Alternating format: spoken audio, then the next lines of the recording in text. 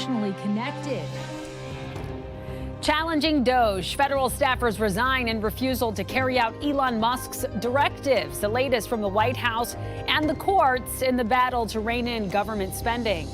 Then tragedy averted. Another close call at the airport as two planes nearly collide. What we're learning about the error that led to the terrifying encounter. And consumer habits are rapidly changing. The force at play outside of inflation that's impacting how Americans are spending their money.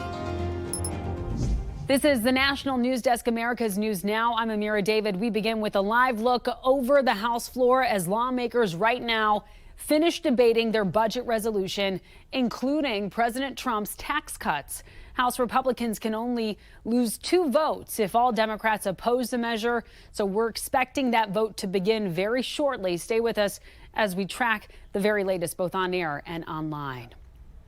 And tonight, as the Department of Government Efficiency continues to cut what it calls waste from the U.S. government, 21 civil service employees have resigned from the Elon Musk-run department, saying they refuse to follow through with directives they say dismantle critical public services.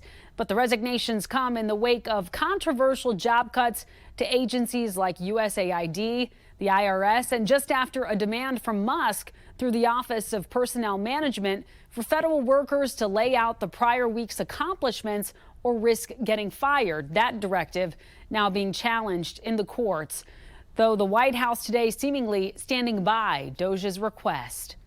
All this administration is asking, President Trump is asking, is for federal workers who live off of the American taxpayers' dime to send 5 bullet points of what they have done in the previous week. That is all we are asking for. We advise federal workers, unless your agency has dictated you not to respond to this email. Tonight, Trump's sweeping agenda continues hitting some legal roadblocks. A judge has served the administration a blow by continuing to block a freeze Trump had imposed on federal grants, loans, and assistance programs. A group of nonprofits had argued the administration exceeded its authority, and a judge agreed in her decision that the government may be crossing a constitutional line. It is likely the Trump administration will appeal. Caught on camera the moment a plane nearly crashes into a jet on a runway. Yet another alarming near miss in a string of crashes and mechanical errors on flights in recent weeks. And take a closer look at the video. You can see the Southwest pilot just about to touch down at Chicago's Midway Airport this morning before abruptly pulling the plane back into the sky to avert what would have been a devastating collision on the runway with a private jet in its path. And we're learning tonight that private jet was not cleared to cross the runway at that time. Flight radar data says the planes were just 2,000 feet apart as an investigation gets underway to learn more about what led up to that failure. Ukrainian President Volodymyr Zelensky is coming to Washington on Friday. President Trump confirms his administration and the Ukrainian government have reached a tentative agreement to share Ukraine's rare earth minerals in what could be a pivotal step toward the end of Russia's war in Ukraine. National correspondent Atral Nashar has the latest out of Washington. Weeks of tense negotiations between Washington and Kyiv ending in a deal that could bring Ukraine a step closer to peace. Ukraine's cabinet is expected to recommend the ratification of an agreement to jointly develop the country's valuable rare earth minerals with the United States, as the Financial Times was the first to report. Here was Treasury Secretary Scott Bessent Sunday. The bigger interest that the U.S. has in the future of Ukrainian economy doing well, the more security it creates for the Ukrainian people, and the higher the return for the U.S. taxpayer. Ukrainian President Volodymyr Zelensky rejected the White House's initial offer, in which the U.S. would have been entitled to $500 billion worth of Ukraine's natural resources, a value almost 3 times what the U.S. has contributed to Ukraine's war effort. I'm not signing something that will have to be repaid by generations and generations of the Ukrainians. Critics said the Trump administration was taking advantage of a vulnerable ally. I would rather see long-term peace with a partner in Europe than a short-term extraction contract to make a few bucks. According to multiple outlets, Ukraine has secured more favorable terms. As for what Ukraine gets in return, Ukraine's Deputy Prime Minister and Justice Minister, who's been front and center in these negotiations, tells the Financial Times the minerals agreement is only part of the picture. We have heard multiple times from the U.S. administration that it's part of a bigger picture. The White House also preparing for a visit from UK Prime Minister Keir Starmer, who just announced the United Kingdom will increase its defense spending to 3% of GDP by 2034. Now, President Trump recently called for NATO members to spend 5% of GDP on defense. In Washington, I'm Atrel Nashar. All right, Atra, thank you. And a warning tonight to check your refrigerator and freezers as the U.S. Food and Drug Administration recalls frozen supplemental drinks linked to a listeria outbreak. These shakes under brand names Cisco Imperial and Lions Ready Care have been linked to illnesses in 38 people and caused 12 deaths. The recalled products were manufactured by Prairie Farms Dairy in Fort Wayne, Indiana, and sold across more than 20 states. The FDA said an investigation is ongoing following positive listeria testing at the manufacturing site. Pregnant women, people over the age of 65, and those with weakened immune systems are most at risk. And cases of the measles, the once eliminated illness in the United States, have jumped once again in the state of Texas, growing to 124 cases, up from 99 just yesterday. The quickly rising number escalating anxiety over the spread of a potentially life-threatening illness. The majority of kids affected are under the age of 17 and are unvaccinated. It can cause very severe disease, particularly in unvaccinated people. It can infect children particularly and cause them to be sick enough to require hospitalization, even be in ICU. It is most dangerous for kids under the age of 5, causing a fever, cough, tiny white spots in the mouth, and a rash characterized by small raised bumps or flat red spots. The disease can easily develop into pneumonia, which of course can lead to death.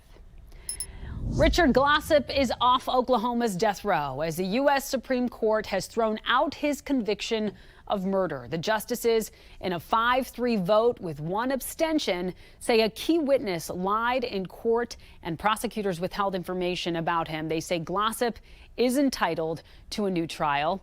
The 62-year-old was convicted in 1997 of arranging the murder of his boss at an Oklahoma City motel. He's averted multiple attempts by the state to execute him. And we are learning a little more today about a mass casualty attack against police officers thwarted by Texas law officials last night. Seth Andrea Gregory, 21 years old, was arrested on a terroristic threat warrant by Corpus Christi police. Officers now reporting that Gregory was allegedly planning an attack on police similar to the 2016 Dallas ambush that killed 5 officers and left 9 others injured.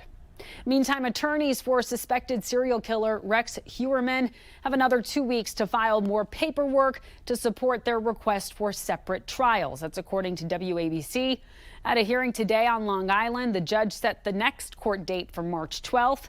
Defense attorneys are also still working to get DNA evidence from the prosecution they say they need. The two sides disagree on whether this evidence can be used in trial, and a decision on that front has not yet been made. Developing now, President Donald Trump says he wants to bring back the Keystone XL pipeline, a 1,200-mile project designed to transport oil from Canada to Nebraska. Its permit was first rejected in 2015 under President Obama, then revived under President Trump, and again revoked. The National News Desk's Christine Frizzau takes a look at its complicated past and its potential future. Construction of the Keystone XL pipeline abruptly ended when President Joe Biden took office 4 years ago. Keystone XL, we said no. Environmental activists warning of the consequences, especially following more than a dozen leaks from the Keystone pipeline system that resulted in major harm to the environment. Hey, Obama, we don't want no climate drama. But the project now is possibly coming back. President Trump calling on the company building the Keystone XL pipeline to come back to America and get it built now. promising easy approvals and an immediate start. One of the things we're going to be doing is drill, baby, drill. President Trump also promising lower energy prices. We asked the new energy secretary about how that might happen. President Trump promised that energy costs would go down. Have you been able, and I know you're very new in the job, but have you been able to work with any energy companies to try to see how this might happen? Yeah, the only way to get prices down is to grow supply and not just increase production of energy, but allow it to move to consumers more efficiently and more cheaply. For the Trump administration, that means more pipelines and more drilling. Full Measure Scott Thuman recently toured Chevron's newest oil and gas drilling platform called Anchor, helping to deliver more oil and gas straight from the newly named Gulf of America. We are increasing production 50% between last year and what we will see next year. But several studies on the Keystone Pipeline, including one conducted during Trump's first term, found gasoline prices are driven by international rather than U.S. crude oil prices, and therefore would be essentially the same. President Trump has also repeatedly said he wants to increase the number of federal offshore leases. But, much of this will be up to the oil companies to produce more. And if prices are lower, that may give them less incentive to do so. Amira? Christine, as far as the Keystone Pipeline, with so many stops and starts, do we expect the company would even be willing to restart the project? Where do they stand? Yeah, it's interesting. The company TC Energy has said it's moved on from the Keystone XL pipeline and actually sold off a major part of its pipeline business to a company called Southbow. TC Energy appears to want to focus most of its resources on liquid natural gas.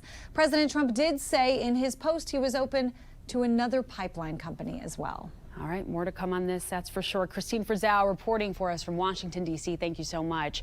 And coming up, the economic concerns that drove the biggest drop in consumer confidence in over 3 years. Then what hundreds of students in Ohio are calling for from their university after its president eliminated DEI programs. And later, the impact that skyrocketing home insurance rates are having on housing markets across the country. Stay with us.